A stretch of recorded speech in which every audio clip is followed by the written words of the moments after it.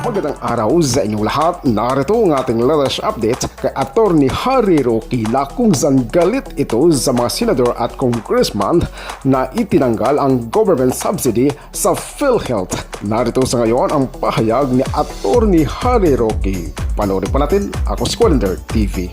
Malaki po ang ginawa ng ating mga senador at congressman na tinanggal ang government subsidy sa PhilHealth dahil ang layunin po, at ako na po yung nagsulong na nagsasabi ng batas ay para wala pong Pilipino na mamatay dahil lamang sa kahirapan.